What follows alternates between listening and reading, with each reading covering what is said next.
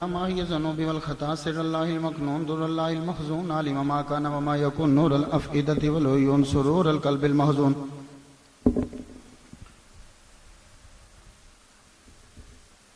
نور الأفئدة والعيون سرور القلب المحزون نحمده ونستعينه ونستغفره ونؤمن به ونتوكل عليه ونعوذ بالله من شرور أنفسنا من سيئات أعمالنا من يهده الله فلا مضل له ومن يضلله فلا هادي له ولا ند له ولا زد له ولا والد له ولا ولد له ولا ولد بلد جلد جسد يسب صوب ليت له ولا وسيم جسيم رزيم نزيم نازم منازم له ولا مناظر له ولا منازم له ولا مقابل له ولا مساوي له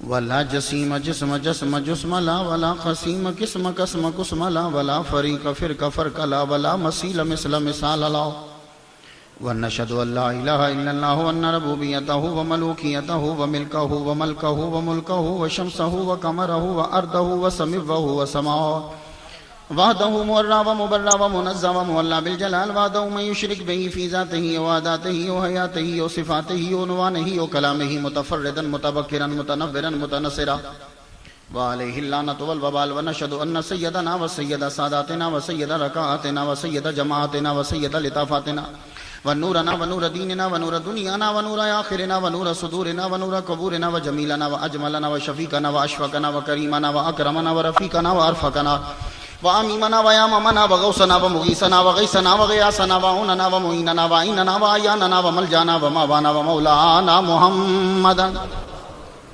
صلی علی محمد وعلی آل محمد کما صلیت علی ابراہیم وعلی آل ابراہیم انک حمید مجید صلی علی محمد وعلی آل محمد صلی علی آل محمد صلی علی قال محمد صلی علی منال محمد صلی علی جمال محمد صلی علی جلال محمد صلی علی نقل فضل وصل اصل محمد صلی علی بیان قرآن فرقان عثمان ابن عفان محمد صلی علی جفون جفن جفان محمد صلی علی زور اسر محمد صلی علی حنین بدر محمد صلی علی روضۃ جدار قبر محمد صلی علی محمد وعلی آل محمد کما صلیت علی ابراہیم وعلی آل ابراہیم انک حمید مجید اعوذ باللہ السمیع العلیم العظیم الحفیظ بوجہ الکریم وسلطانہ القدیم من الرجس الخبیث المخبث الشیطان اللعین الرجیم وقبیلہ ونفخہ ونفثہ وہمزہ بسم اللہ الرحمن الرحیم انہ لقرآن کریم صدق اللہ مولانا العلی العظیم وبلغنا رسولہ النبی الکریم ونحن علی ذلک لمن الشاہدین والشاکرین والحمد للہ رب العالمین ان اللہ وملائکتہ یصلون علی النبی یا ایھا الذین آمنوا صلوا علیہ وسلموا تسلیما بوجہ بلند درود شریف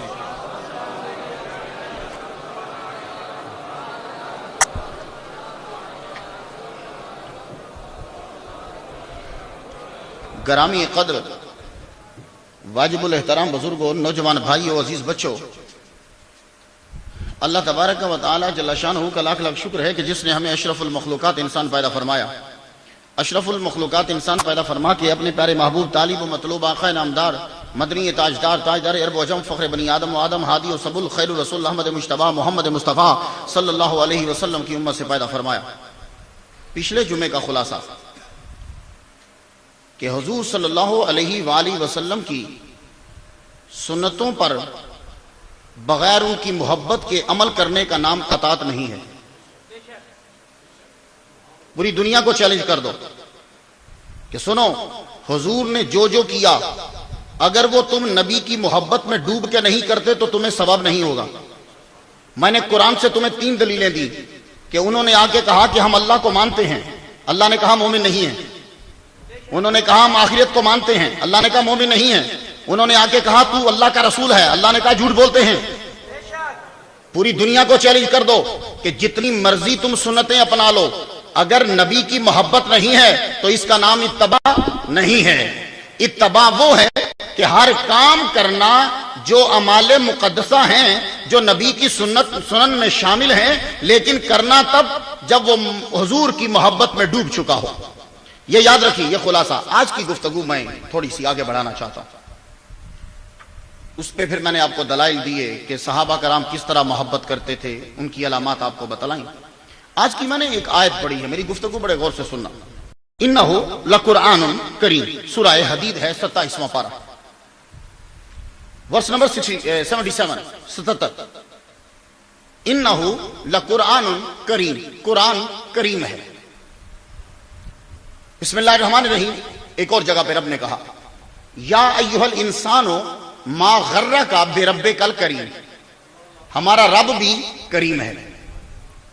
ایک جگہ پہ اس نے کہا انہو لقول رسول کریم، ہمارا رسول بھی، بھائی تین کریم ہو گئے نا، قرآن بھی کریم، اللہ بھی کریم، رسول بھی۔ بھائی کریم کہتے کسے؟ میں عربی نہیں ہوں، اور یہ تو خاص کر میں رب کہا کہ میں سعودی عربی نہیں ہوں۔ ہاں اگر میں مدینے کا کتا ہوتا تو میرے لیے اعزاز کی بات تھی۔ بھائی سعودی عرب کا ذکر قرآن میں نہیں ہے، یہ بدعت ہے، توجہ نا۔ مکے اور مدینے کا میں کتا بھی ہوتا تو میرے لیے اعزاز کی بات تھی۔ اسی لیے کسی نے مجھے کہا کہ دیکھا مسجد نبوی کا امام آیا تھا تو کتنا رش تھا۔ میں نے کہا وہ تو مدینے سے انسان آیا تھا، اگر کتا آتا تو رش دیکھتا۔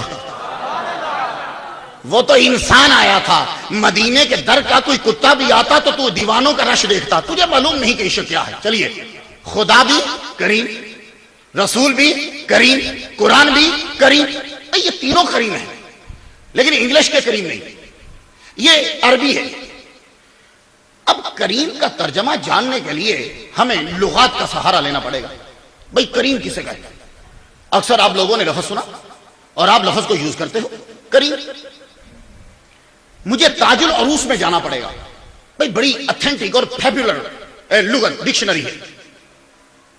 اب لیکسیکل میننگ کے لیے جب ہم پہنچے تو کریم کا معنی کیا ہے، توجہ رہے۔ کریم کسے کہتے ہیں؟ ایک معنی آپ کی نظر کرنے لگا۔ کریم کہتے ہیں جس کے اندر تمام فضیلتیں، تمام خوبیاں، تمام کمالات اس میں موجود ہوں۔ بھائی میں نے تاج العروس کریم لے آیا آپ کو، تو قرآن کریم، اللہ کریم، رسول کریم۔ تو کریم وہ ہے کہ جس کے اندر تمام خوبیاں، کمالات اور فضیلتیں موجود ہوں۔ چلیے میں ذرا مولویوں کے لیے بات کر جاؤں۔ بسم اللہ الرحمن الرحیم۔ بھائی اللہ کسے کہتے ہیں؟ لفظ اللہ کے بارے میں ہم نے کتابوں میں پڑھا، مستجمع لجمیع صفات کاملہ، اللہ وہ کہ جو ساری صفات کاملہ کا جامع ہے۔ چونکہ ساری صفات کاملہ کسی کے اندر نہیں، اس لیے کوئی اللہ نہیں ہے۔ تو اللہ کے اندر سب خوبی ہیں، اس میں کوئی بھی نقص نہیں، کوئی عیب نہیں ہے۔ آپ نے اللہ کے ناموں میں سے ایک نام پڑھا ہے سبحان۔ معراج کا جب واقعہ ہوتا ہے، شروع تو مولوی یوں پڑھتا ہے سبحان الذی اسری بعبدہ، پاک ہے وہ ذات جو اپنے بندے کو لے گئی۔ ایک مولوی صاحب تقریر کر رہے تھے، کہنے لگے یہ لفظ سبحان نے بتایا ہے کہ معراج ہو سکتی ہے۔ میں نے کہا نکتہ بڑا زبردست ہے، ہم نے بھی کبھی بیان کیا تھا ایسے 14 سال پہلے کہ لفظ سبحان نے بتلایا کہ معراج ممکن ہے، اور سبحان اگر معراج نہ ہو تو پھر سبحان پہ عیب لگتا ہے، کیونکہ سبحان کا معنی کہ وہ ہر عیب سے پاک ہے۔ میں نے کہا ایک زاویے سے نکتہ مختار کا بھی سن لیجئے۔ پاک ہے وہ ذات جس نے اپنے بندے کو سیر کرائی، تو معراج کا واقعہ اللہ تعالی یہ سبحان لگا کر بتلا رہا ہے کہ اگر میں نہ کرا پاؤں تو میں سبحان نہیں ہوں۔ میں نے کہا وہ سبحان ہے، سبحان آدم علیہ السلام کے دور میں بھی وہ سبحان تھا، آدم علیہ السلام سے پہلے بھی وہ سبحان، اب بھی سبحان، وہ سبحان رہے گا، اس میں کوئی عیب نہیں ہے۔ لیکن میں نکتہ عرض کروں، وہ سبحان تھا، سبحان ہے، سبحان رہے گا، لیکن اس کے سبحان ہونے کا ظہور تب ہوا جب اس نے محمد کو معراج کروائی ہے۔ بھائی توجہ ہے نا ذرا، وہ سبحان ہے لیکن وہ بے عیب۔ اسی لیے ہم کہتے ہیں کہ اللہ جھوٹ نہیں بول سکتا، کیونکہ اگر وہ جھوٹ بولے تو وہ بے عیب نہیں ہے۔ لیکن کیا کروں میں کہ لوگوں نے مجھ سے سوال کیا کہ یہ اختلاف کاہے کے ہیں، کیا میلاد شریف کا اختلاف ہے یا سلام کھڑے ہو کے پڑھنے کا اختلاف ہے؟ میں نے کہا نہیں، حاشا وکلا، کوئی آدمی نہیں کہتا کہ سلام کھڑے ہو کے پڑھنا فرض ہے، کوئی آدمی نہیں کہتا کہ میلاد جو ہے وہ منانا فرض ہے، یہ تو محبت کی علامات ہیں، یہ کوئی اختلاف نہیں ہے۔ اختلاف یہ ہے کہ کہتے ہیں کہ اللہ جھوٹ بول سکتا ہے، ہم نے کہا کہ اللہ جھوٹ نہیں بول سکتا، یہ جھوٹ جو ہے وہ عیب ہے، اللہ تعالیٰ تمام عیوب سے پاک ہے۔ تو سمجھ گئے کریم؟ کریم وہ کہ جس میں خوبیاں ہوں، کمالات ہوں، فضائل ہوں، یہ ہے اللہ کریم۔ اب چلیے رسول کریم۔ رسول کریم کے اندر سب خوبیاں، تمام کمالات، تمام فضیلتیں، ہمارا رسول بھی عیب سے پاک ہے۔ میں اگر بات کروں تو تمام لوگ یہ کہتے ہیں کہ مختار جب بولتا ہے تو دل لگتا ہے کہ جیسے قبضے میں کر لیتا ہے، لوگوں کی نظریں اٹھی کی اٹھی رہ جاتی ہیں۔ مشیگن جب میں تقریر کرنے گیا، وہاں تمام ڈاکٹر رہتے ہیں، کہنے لگے تقریر کرنے تو یہاں بہت لوگ آئے، لیکن اس بندے کا کمال یہ ہے کہ جب تک تقریر کرتا رہا کسی ڈاکٹر اور کسی دوسرے کی نظر کو نیچے جھکنے نہیں دیا۔ یہ حاضر رحمت من ربی ہے۔ بھائی میں اگر کہوں کہ نبی پاک ہے تو تم کہو گے کہ مختار جو ہے وہ بڑی پرابلم پڑ گئی، کیا کرے، بڑی جان چھڑائی تھی پھر دوبارہ آ گیا۔ نہیں 2 مہینے کے لیے ہوں، برداشت کر لو ابھی، لیکن نکتہ تو عرض کرنے دو نا مجھے۔ رسول کریم ہر عیب سے پاک، تمام خوبیاں، تمام کمالات، تمام فضیلتیں رسول کریم میں۔ اگر میں کہوں تو اعتراض کرو، لیکن نہیں، ہم چلتے ہیں صحابہ کرام کے پاس۔ حدیث پہ بات طے ہو جائے تو بات ذرا پختہ ہے۔ تم لوگ بھی حدیث کو مانتے ہو نا، حالانکہ تم حدیث پر عمل نہیں کر سکتے۔ ایک صاحب میرے پاس آئے، کہنے لگے ہم حدیث کو مانتے ہیں۔ میں نے کہا تم نے بخاری پڑھی؟ کہتا ہاں جی میں نے بخاری پڑھ لی ہے۔ میں نے کہا اچھا؟ میں نے کہا بخاری شریف میں لکھا ہے کہ صحابہ کے دور میں کتے مسجد میں آ جاتے تھے، تو داخل کرے گا؟ چپ۔ میں نے کہا حضور نے کہا کہ نماز پڑھتے ہوئے جب تھوکنا ہو تو بائیں پاؤں کے نیچے تھوکو، تو مسجد میں تھوکے گا؟ ذرا ہماری مسجد میں تھوک کے دکھا، تیرے پیچھے تھپڑ نہ آیا تو بات ہوئی نہ بات کر، حدیث میں عمل نہیں۔ دنیا میں کوئی اہل حدیث نہیں بن سکتا، بنے گا تو اہل سنت بن سکتا ہے۔ تو جو ہے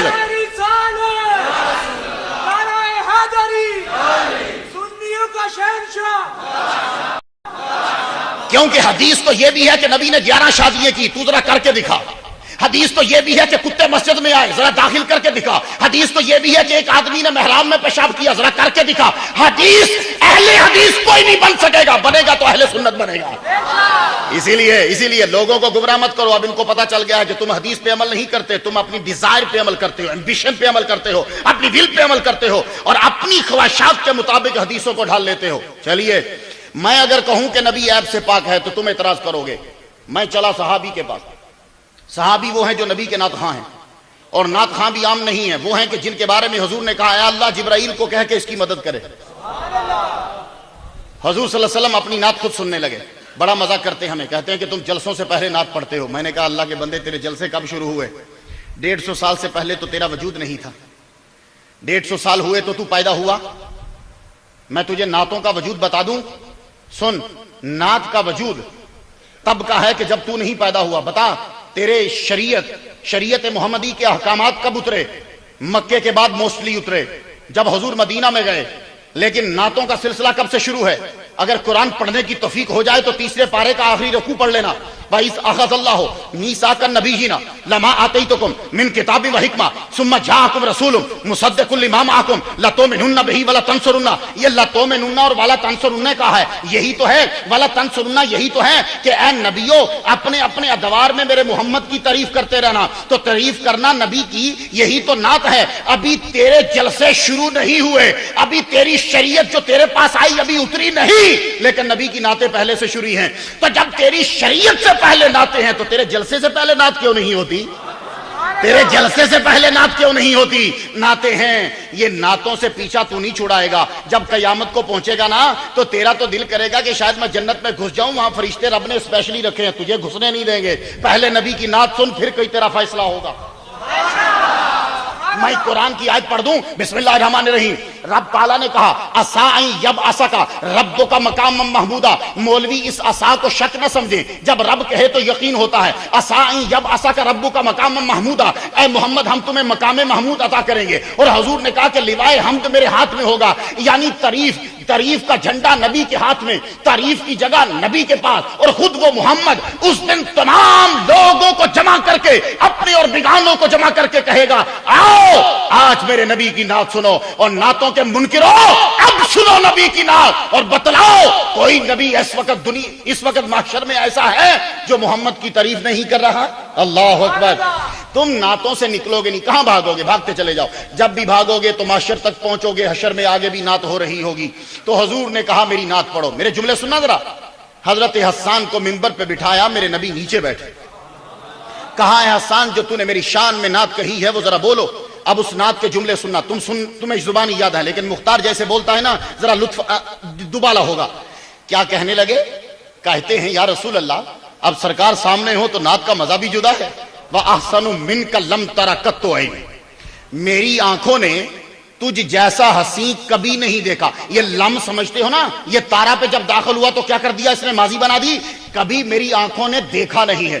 بھائی مجھے اگر کوئی کہے, میں اگر یہاں کہوں کہ بھائی میں نے کوئی آدمی نہیں دیکھا ایسا زبردست کمال کا آدمی, تو صاحب کہیں گے مختار کبھی جرمن میں گیا تو نہیں, تو وہاں ایک میں نے اس سے بھی بڑھیا دیکھا تھا. اچھا بھائی مختار تو کہ میں نے بڑا مصور نہیں دیکھا, کیا تم کبھی پیرس میں گیا؟ نہیں میں ابھی تو نہیں گیا. اچھا وہاں میں نے ایک آدمی اس سے بھی بڑھیا دیکھا تھا. اچھا سنگ تراش, میں نے کہا کہ جو پاکستان میں ایک آدمی ہے نا بڑی غضب کی بات ہے, بولے تو کبھی یونان میں گیا؟ میں کہا نہیں, وہاں میں ایک صاحب کو ملا تھا اس سے بھی ہے. میں نے کہا ایک پہلوان ہم نے لاہور میں دیکھا, بھائی بڑا شازور ہے. کہنے لگے تو یونان میں گیا؟ وہاں میں ایک پہلوان کو جانتا ہوں وہ اس سے بھی شازور تھا. گویا کہ میری کم علمی ہو گئی, میں یونان میں نہیں گیا میں نے نہیں دیکھا, میں ایران میں نہیں گیا میں نے نہیں دیکھا, میں جرمن میں نہیں گیا میں نے نہیں دیکھا. سوال کرنے والے کے دماغ میں سوال اٹھا, اے حسان آپ گئے ہی کب ہو؟ اگر ایران میں جاتے تو شاید نبی سے حسین کوئی نظر آتا, اگر پاکستان میں جاتے تو شاید نبی سے حسین نظر آتا, اگر تم رشیا میں جاتے تو شاید ان سے حسین نظر آتا, اگر امریکہ میں جاتے شاید حسین نظر آتا. تو اگلا مصرع بول کر دنیا کے تمام اذہان کی کھڑکیوں کو بند کر دیا. کہنے لگے اس لیے نہیں کہ میں نہیں گیا, بات یہ ہے کہ وہ اجمل منک لم تلد النساء, تیرے جیسا حسین کسی ماں نے جلا ہی نہیں ہے.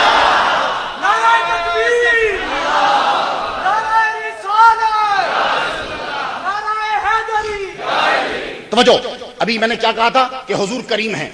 اگلا مصرع کہتے ہیں خلقتا مبرم من کل عیب, من کل عیب. یہ کلے یاد ہے نا, بڑے کلے بولتے ہو, یہ کلے یاد ہے نا, من کل عیب, ہر عیب سے پاک پیدا کیا. اب میرا جملہ یاد رکھنا, بڑے ذہین لوگ ہو. حدیث کی 3 قسمیں. نبی کے سامنے اگر کوئی کام برا یا بات غلط ہو رہی ہو تو نبی پہ لازم ہے کہ وہ روکے. اگر نبی کے سامنے کوئی کام ہوا اور نبی نے نہیں روکا تو اس کو حدیث تقریری کہتے ہیں. تو جو ہے نا, عمل ہوا یا کام ہوا یا کوئی سرکار کے سامنے بات ہوئی تو نبی چپ رہے تو پتا چلا کہ نبی نے تصدیق کر دی. حضرت حسان نے کہا خلقت مبرم من کل عیب, اے یا رسول اللہ اللہ نے آپ کو ہر نقص سے بے عیب پیدا کیا, نقص نہیں ہے. پتا چلا نبی نے تصدیق کر دی, ہاں مجھ میں نقص نہیں ہے. جب نبی نے تصدیق کر دی تو وابی تجھے نقص کیسے مل گیا ہے؟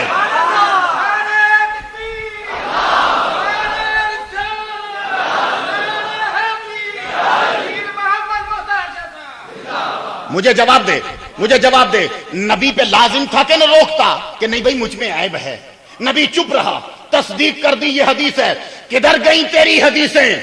اب حدیث پہ عمل کرنا, مان کے نبی پہ عیب ہے.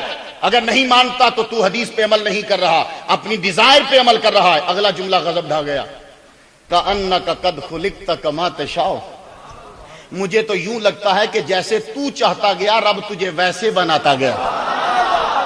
ابھی قرآن پڑھا ہے, بڑا قرآن کھول لیتے ہو, قرآن پڑھا ہے. قرآن کہتا ہے الذی یصورکم فی الارحام, اللہ تعالیٰ صورتیں بناتا ہے ماں کے پیٹوں میں جیسے چاہے. کیف یشاء, جیسے چاہے.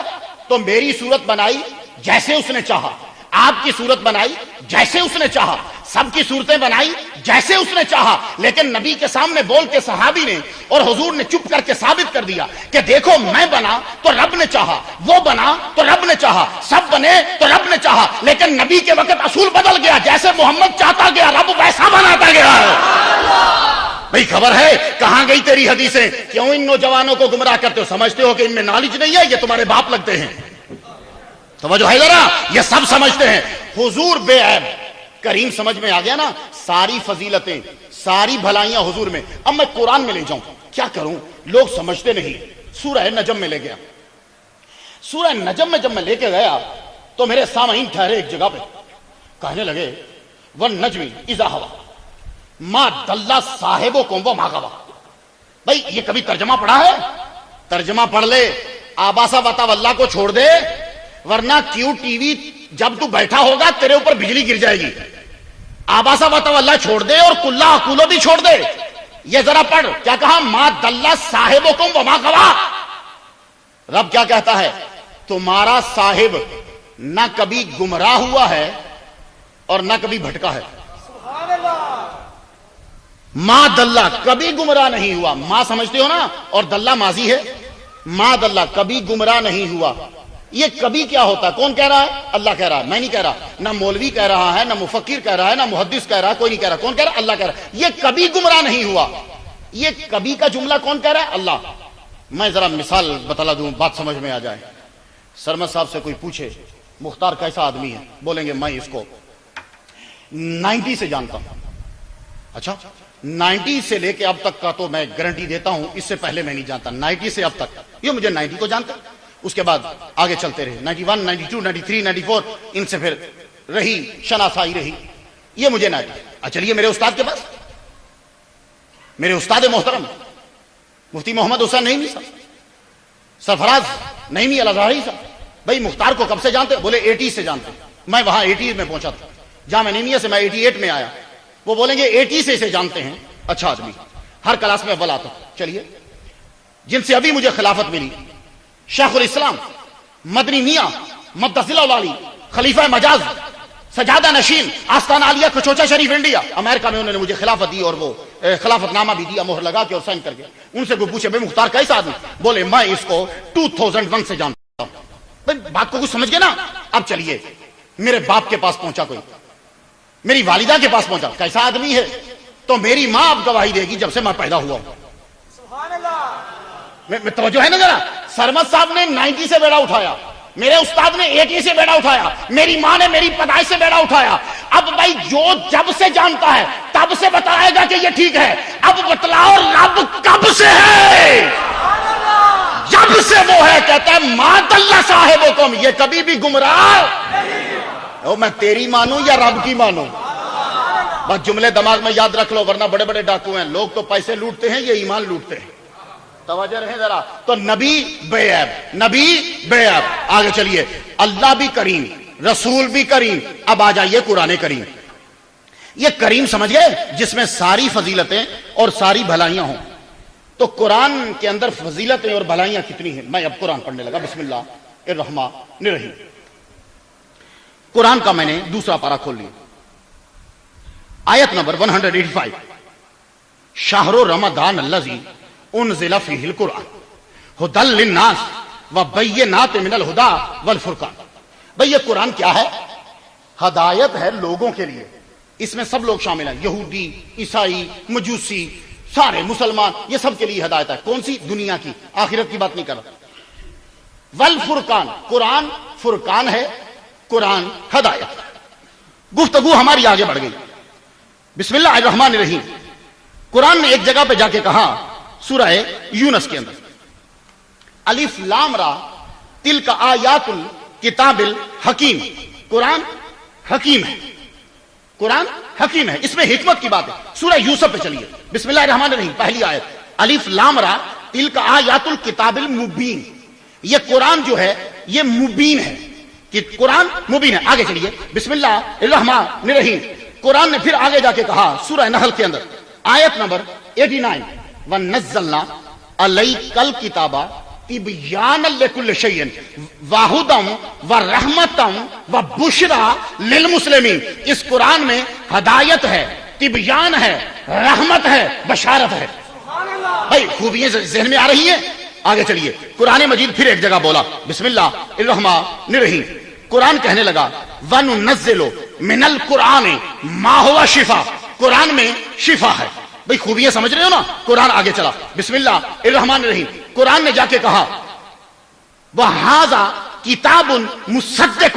یہ قرآن جو ہے مصدق ہے، تصدیق کرنے والا ہے. بسم اللہ الرحمن الرحیم. قرآن نے پھر ایک جگہ کہا قاف والقرآن المجید. قرآن جو ہے وہ مجید ہے. ایک جگہ پہ کہا انہ لکتاب عزیز. قرآن عزیز ہے. بسم اللہ الرحمن الرحیم. وَلَقَدْ آتَيْنَاكَ سَبْعًا مِنَ الْمَثَانِي وَالْقُرْآنِ الْعَظِيمِ. قرآن عظیم ہے. پھر ایک جگہ کہا هَذَا بَصَائِرٌ مِّن رَبِّكُمْ. قرآن بصیرت کی باتوں کا مجموعہ ہے. قرآن میں ہدایت قرآن میں بشارت، قرآن میں رحمت، قرآن فرقان، قرآن حکیم، قرآن مبین، قرآن مصدق، قرآن عزیز، قرآن جو ہے مجید، قرآن عظیم، قرآن بصیرتیں، تو ساری خوبیاں اس کتاب میں جمع ہے. سمجھی؟ قرآن بھی کریم، اللہ بھی کریم، ہمارا رسول بھی کریم. بھئی کریم کا ایک معنی سمجھ گئے کہ قرآن میں ساری خوبیاں ہیں. ایک معنی کریم کا اور کریم کا معنی یہ ہے کرم سے بنے. تو کرم کسے کہتے ہیں؟ کہتے ہیں نا اس کا بڑا کرم ہے نا. کرم کی بارش تو کرم کے بادل ہوتے نا، کرم کے بادل. اچھا یہ کرم کیا ہے بھائی؟ چلیے پھر ڈکشنری میں چلتے. کرم کہتے ہیں بغیر ذاتی لالچ کے کسی کو فائدہ دینا. بغیر ذاتی لالچ کے کسی کو فائدہ دینا. کریم وہ ہوگا کہ جو بغیر ذاتی لالچ کے دوسروں کو فائدہ دے رہا ہو. اب اللہ کریم ہے، بغیر اس ذاتی لالچ کے دوسروں کو فائدہ دے رہا ہے. بتائیے یہ جتنی تم عبادتیں کر رہے ہو کیا اللہ کو اس کا کوئی فائدہ پہنچ رہا؟ یہ تم نے جو ابھی نماز پڑھو گے، مجھ کو نگار کے پیچھے جو نماز پڑھو گے، کیا اس سجدوں کا اللہ کو فائدہ پہنچ رہا ہے؟ یہ تمہارے فائدے کے لیے. نماز نہیں پڑھو گے مر جاؤ گے. یہ تمہاری کڈنی، یہ تمہاری بیک، یہ تمہاری آنکھیں، یہ تمہاری ساری چیزیں، باڈی جو ہے اس کی فٹنس نماز کے اندر. نماز پہ اتنی ریسرچ ہو چکی ہے. ابھی کبھی ٹاپک آیا تو میں آپ کو جدید ریسرچ آپ کے گوش گزار کروں گا. نماز جو ہے وہ بہترین طریقہ. کیا نماز کا اللہ کو فائدہ؟ نہیں، نماز کا آپ لوگوں کو فائدہ ہے. جب مسجد میں نماز پڑھنے آتے ہو، جو آدمی نماز پڑھتا ہے تو جب وہ اللہ اکبر کہتا ہے، سبحانک اللہم و بحمدہ پڑھتا ہے، الحمد شریف پڑھتا ہے، کل شریف پڑھی یا سورہ ملائی، اس کے بعد رکوع میں جاتا ہے. اللہ تعالیٰ کی بارگاہ میں جب بندہ کھڑا ہوتا ہے تو اللہ فرماتا ہے اے فرشتو، جی اللہ اس کے گناہوں کی گٹھڑی باندھ کے اس کے سر پہ رکھ دو. جب وہ الحمد شریف پڑھ چکا، سورہ ملا چکا، وہ رکوع میں گیا تو معلوم ہے کہ جب آدمی جھکتا ہے تو چیز گر جاتی ہے. گٹھڑی گر گئی. نماز پڑھ کے جب جانے لگا تو فرشتوں نے پوچھا اے اللہ یہ گٹھڑی اٹھا کے اس کے سر پہ رکھ دیں. اللہ فرماتا ہے جب گرا ہی دی تو اٹھا کے رکھنی کیا ہے؟ بھائی یہ کس کو فائدہ ہوا؟ اللہ کو؟ نہیں، تمہیں ہوا نا فائدہ. چلیے زکات عبادت ہے، لیکن یہ زکات کا اللہ کو کیا فائدہ؟ زکات 87 گرام سونے میں 2 گرام سونا لگتی ہے. زکات 87 گرام اگر آپ کے پاس ہے اور حال آ رہی ہو سال گزر گیا تو آپ کو 2 گرام سونا دینا ہے. یہ 2 گرام سونا تم کیا اوپر پھینک دے ہو؟ 87 گرام اوکے 2 گرام لیا، یا اللہ یہ آ رہی تیری طرف. نہیں، کس کو دی؟ ہم نے پوچھا ہم زکات کس کو دیں؟ جواب آیا اپنے رشتہ داروں میں کسی غریب کو ڈھونڈو. ہم نے ڈھونڈا، زکات اس کو دی. جی رشتہ داروں میں تو کوئی آدمی نہیں. اچھا چلو محلے میں ڈھونڈو. محلے میں کوئی نہیں. ساتھ والے محلے میں نہیں. اس سے اگلے شہر میں نہیں. تو یہ اپنوں کو ہی دیتے جا رہے ہو نا. جہاں بھی کوئی اگر ملے گا تو زکات تم نے اپنے بھائی بندوں کو دی اور اللہ نے اس کو عبادت قرار دیا اور حکم اوپر سے آیا جب تو زکات دے دے گا تیری مال میں برکت بھی ہم ڈالیں گے اور اس کی حفاظت بھی ہم فرمائیں گے. بھائی کچھ سمجھ میں بات آ رہی؟ ادھر چلیے روزے آ گئے. روزے عبادت، تم نے روزے رکھے. یہ روزے کا اللہ کو کیا فائدہ بھائی؟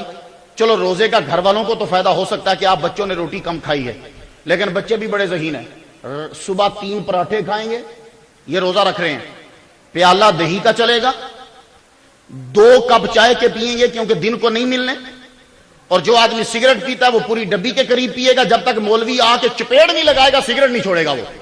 تو جو ہے نا ایسا ہی ہوتا ہے نا. اور مولوی صاحب ذرا کچھ دیجئے. اور ایک مولوی صاحب نے کہا تھا ٹھیک ہے بھائی میری طرف سے تمہیں 2 منٹ مل گئے ہیں، تو سگریٹ پی سکتا ہے، میری طرف سے تجھے 2 منٹ ہیں. بھائی یہ آپ لوگوں نے صبح کے ٹائم سیری کی اور پھر شام کو افطاری ہونے لگی. افطاری میں آپ نے دہی بھلے کی ایک پوری پلیٹ کھا دی، 6 سموسے آپ نے باری والی مسجد سے لے کے کھا دیے، 1 پلیٹ بریانی کی بھی آپ کھا گئے اور اوپر سے آپ نے 2 گلاس روح افزا کے شربت کے بھی پی لیے. اس کے بعد آپ نے ابھی روٹی کھانی ہے. یہ تم نے روزہ رکھا؟ کیا بات ہے آپ لوگوں کی. یہ روزہ رکھا، حالانکہ روزے کا مقصد یہ تھا کہ تم اپنے اوپر بھوک کو طاری کرو تاکہ تمہیں پتا چلے کہ تمہارے بھائی بند جب غربت میں مبتلا ہوتے ہیں، ان کے ہاں کھانا نہیں ہوتا تو کیا بیتتی ہے. یہ بھوک کا احساس تمہارے من میں اپنے بھائیوں کے لیے محبت پیدا کرتا. فائدہ تمہارا اور اوپر سے آرڈر آیا سنو جس نے روزے رکھے ہم اس کے گناہوں کو معاف فرما دیں گے. اب آپ حج کرنے چلے، حج کے اندر بھی اللہ کے لیے کوئی چیز نہیں. کبھی دوڑ رہے ہو، کبھی طواف کر رہے ہو، کبھی کچھ کر رہے ہو. اور کبھی حج پہ غور کیا؟ میں نے ایک مولوی صاحب کو پکڑ لیا، وہاں مولوی پھر رہے ہوتے، بڑے مولوی، اوف ہو، اور سارے انگوٹھے نہیں انگلیاں چوم رہے ہوتے ہیں۔ انگوٹھے نہیں چومتے، اس سے ان کو کوئی پرابلم ہے، یا ان کے انگوٹھے میں بدبو آتی ہے، کچھ چکر ہے ان کو۔ ایک صاحب میرے کو بولے کہ تم انگوٹھے کیوں چومتے ہو؟ میں نے کہا جواب تو بڑے ہیں۔ میں نے کہا آپ کیوں روکتے ہیں؟ بولے اس کے ساتھ استنجا کرتے ہیں۔ یہ دلیلیں بڑی ڈھونڈ کے لائیں گے، یہ یاد رکھنا۔ کہتے ہیں اس کے ساتھ استنجا کرتے ہیں اس لیے انگوٹھے مت چومو۔ تو میں نے کہا یہ ہاتھ روٹی کو بھی لگاتے ہو کہ نہیں؟ روٹی تو دونوں ہاتھوں سے پکڑتا ہے، اسے پکڑی نا۔ میں نے کہا اگر یہ ہاتھ روٹی کو لگتا ہے تو یہاں کیا پرابلم ہے؟ بولا جی یہ کیسا جواب ہے؟ میں نے کہا جیسا تیرا سوال ہے، انگوٹھے چومنے میں پرابلم نہیں، ان سب کو دیکھو یہ حج کے دوران انگلیاں چوم رہے ہوتے ہیں، نہ چومے تو مجھے پکڑ لینا، کیونکہ حجر اسود پہ یہ پہنچ نہیں سکتا، ادھر یہاں پوری تنظیم کی روٹیاں کھا گیا، کیسے چل کے جائے گا؟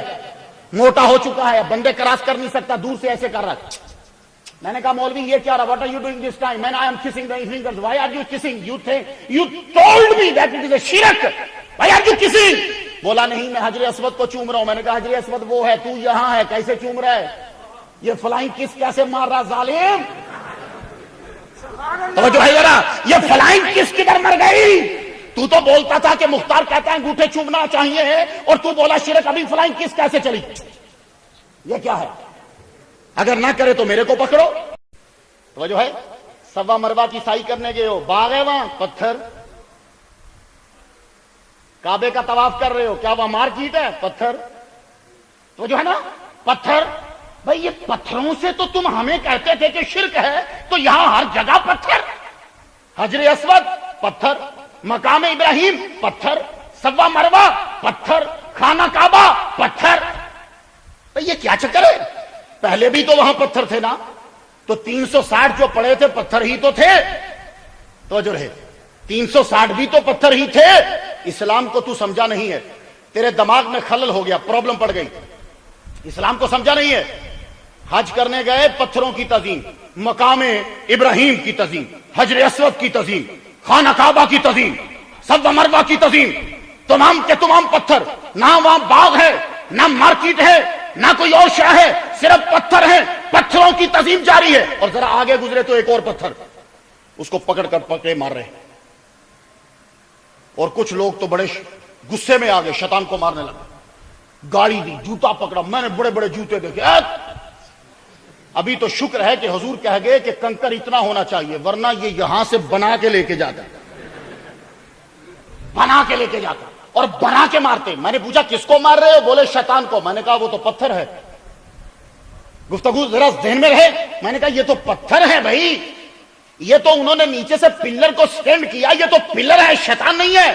شیطان تو نہ جانے کہاں بیٹھا ہے، اس کی سمجھ میں بات نہیں آئی۔ میں نے کہا سن، دونوں پتھر ہیں، حجر اسود بھی پتھر، مقام ابراہیم بھی پتھر، صفا مروہ جو ہے وہ بھی پتھر، اور جس جگہ پہ مار رہے ہو وہ بھی پتھر۔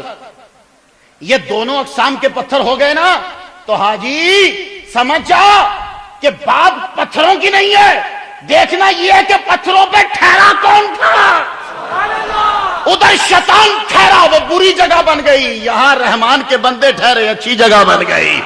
یہ بات پتھروں کی نہیں ہے، تیری سمجھ میں پوجا ابھی تک نکلی نہیں، پتہ نہیں کون سی پوجا تیرے دماغ میں گھس گئی ہے، میں اس پوجا کو ڈھونڈوں گا۔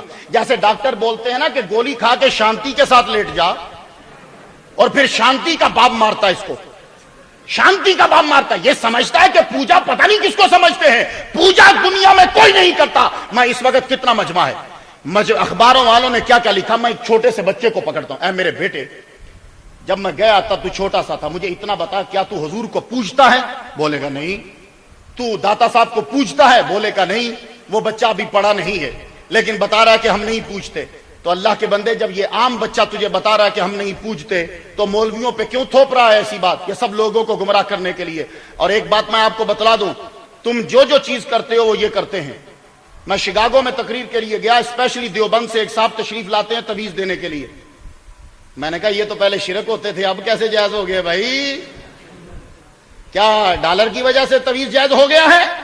پیری مریدی بھی جائز ہے، قبروں پہ جاتے ہیں وہ بھی جائز ہے، سب چیزیں جائز ہیں، تم کرو تو بدعت، یہ کرے تو ثواب۔ پتہ نہیں یہ ٹھیکہ کس نے لکھ کے دیا ہے، یہ میری سمجھ سے مسئلہ بال آتا رہا۔ اس لیے جب بھی کبھی یہ گفتگو کرے تو ذرا سمجھ آیا کرو، اور یہ بات دماغ میں رکھنا، حضور کی سنتوں پر عمل کرنا اسی وقت اتباع قرار دے گا جب محبت مصطفیٰ میں ڈوب کے سنت پہ عمل کیا جائے، ادروائز وہ اتباع نہیں ہے، وہ کوئی چلاکی چل رہی ہے۔ سنیے، رسول کریم اللہ کریم تو کہہ رہا تھا آپ کو کہ اللہ کریم ہے، اس کو ذاتی منفعت کوئی نہیں ہے، لیکن وہ تمہیں ثواب دے رہا ہے۔ حج کرنے آؤ، صفا مروہ کی سعی کرو تو پل صراط سے جلدی گزرو گے۔ تم لوگ حجر اسود کو چومو تو قیامت کے دن یہ تمہاری سفارش کرے گا۔ کعبے کا طواف کرو، ایسے ہو جاؤ گے جیسے تمہاری ماں نے تمہیں آج ہی جنا ہے۔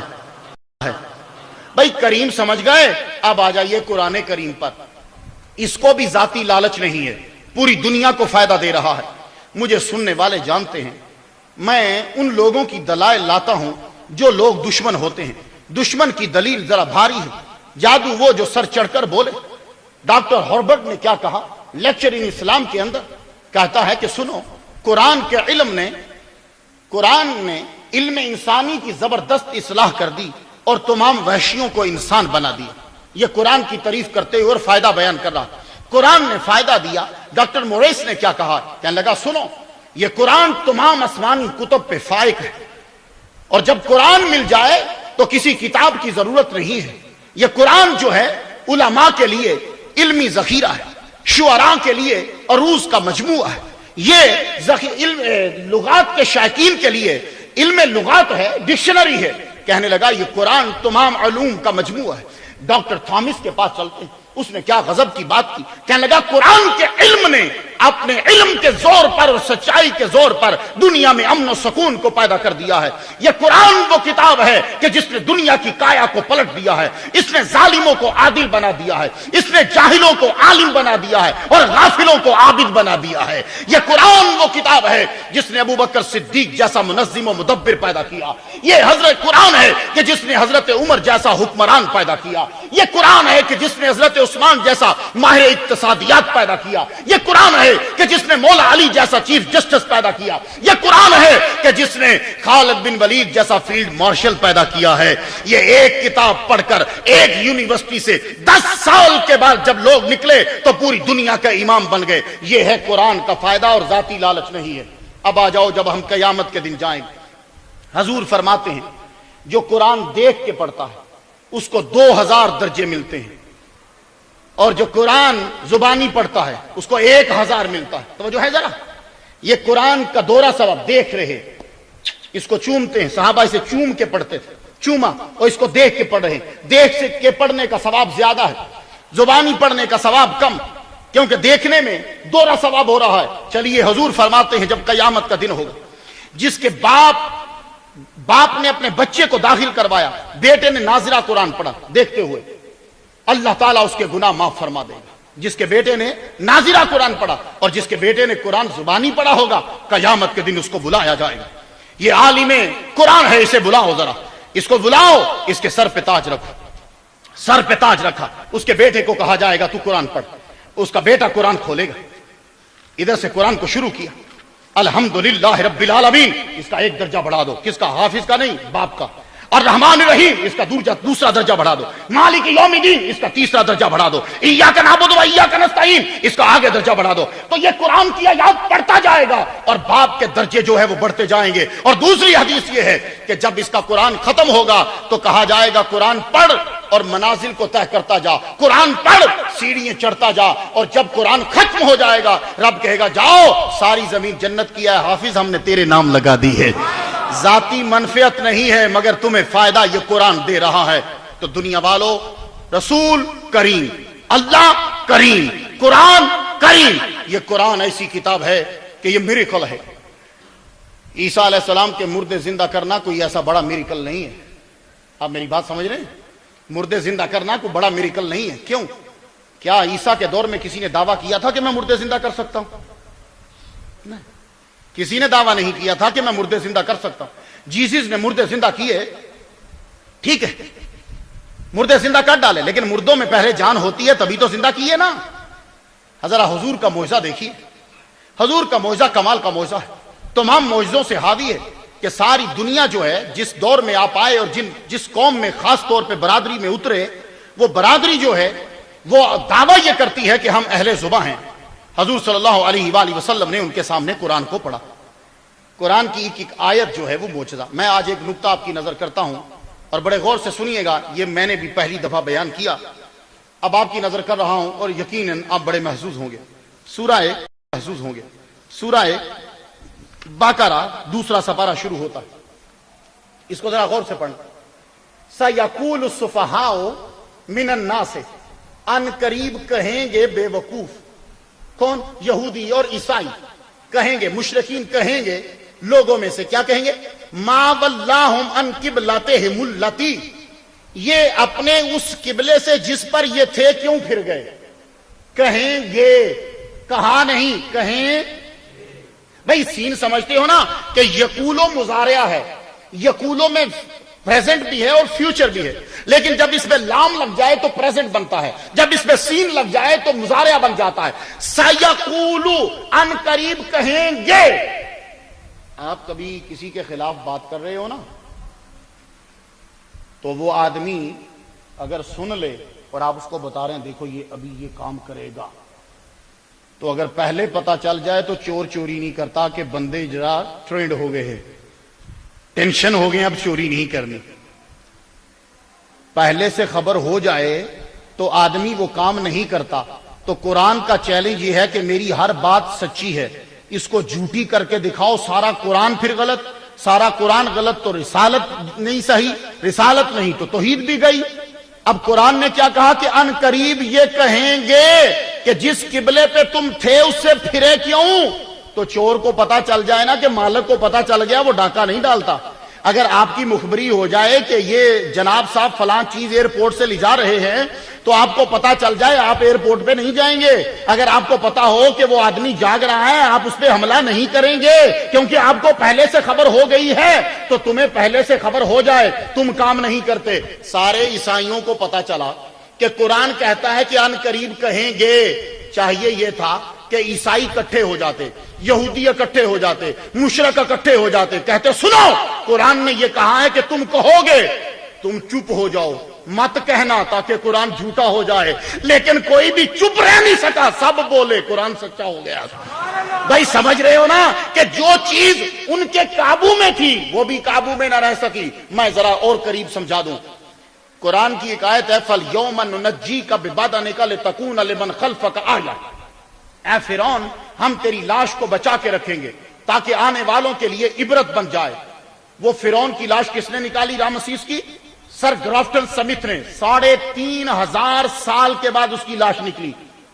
قرآن میں یہ موجود ہے نا کہ میری آیت جھوٹی کرو، تو 3500 سال کے بعد اس کی لاش نکلی۔ سر گرافٹن سمتھ مسلمان نہیں ہے، وہ عیسائی ہے۔ کیا بولا کہ میں نے لاش نکالی، قرآن میں یہ موجود ہے کہ ہم تیری لاش بچا کے رکھیں گے۔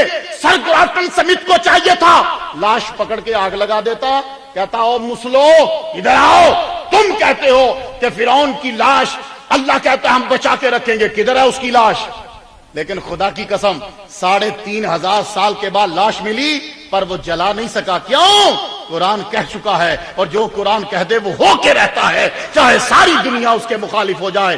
مانو، اپنا یقین پختہ کر لو، یہ قرآن ایسی کتاب ہے کوئی مائی کلال اس جیسی کتاب بنا نہیں سکتا، حالانکہ ساری چیزیں موجود ہیں۔ If you want to make anything, if you have 4 things, you can make anything. اگر 4 چیزیں تمہارے پاس ہیں تم کچھ بھی بنا سکتے ہو، material, skill, goal and model. If you have 4 things, you can make anything. کوئی چیز بھی بنا سکتے ہو. Just like a watch. If you have a material of watch, اگر تمہارے پاس واچ کا مٹیریل ہے تم بنا سکتے ہو، ماڈل ہے اور سکل مہارت ہے اور مقصد ہے تم گھڑی بنا لو گے۔ چائنا کو جاؤ نا، چائنا کو کوئی بھی چیز دو، چائنا فوراً بنا لیتا، جو بھی چیز دے دو، آرڈر دے آؤ، وہ فوراً تمہیں بنا کے دے دے گا۔ کیوں؟ اس کے پاس مہارت ہے، میٹیریل ہے، ماڈل تم دو گے، گول اس کے پاس ہے، اسے پیسے چاہیے اور اپنی عوام کو بیزی رکھنا ہے۔ 4 چیزیں جس کے پاس ہوں وہ چیز بنا لیتا ہے۔